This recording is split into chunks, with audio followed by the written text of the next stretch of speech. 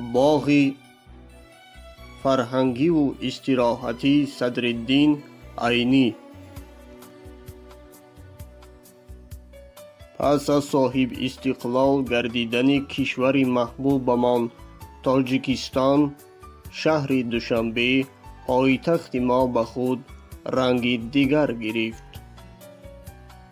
در دوران صاحب استقلالی در شهر دوشنبه باغات نو بنیاد گردیدند و باغات کهنه از نو آرای یافتند که این زیبایی شهر دوشنبه را باز دیگر می کند.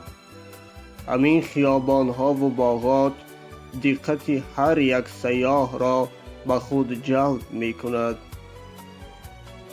باغ استاد صدرالدین عینی نخست سال 1960 در قسمت شمالی شهر دوشنبه بنیاد گردید. لایحه این باغ سال 1958 تهیه شده است. مؤلف این لایحه ارکیتکتور سنیگوفسکی می باشد. باغ استاد صدرالدین عینی دو درآمدگاه اساسی دارد، یکی از قسمت جنوب شرقی و دیگری از قسمت شمال و غربی. باغ را می توان به 4 قسمت تقسیم کرد.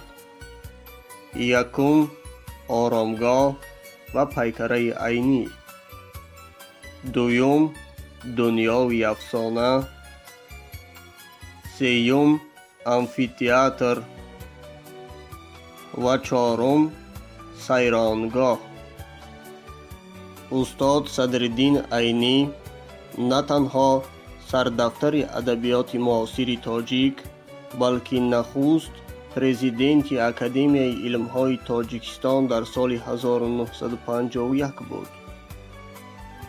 به نام استاد صدرالدین عینی نه تنها یک باغ بلکه یک ناحیه، آثارخانه، تئاتر، دانشگاه و دیگر چیزها گذاشته شدند.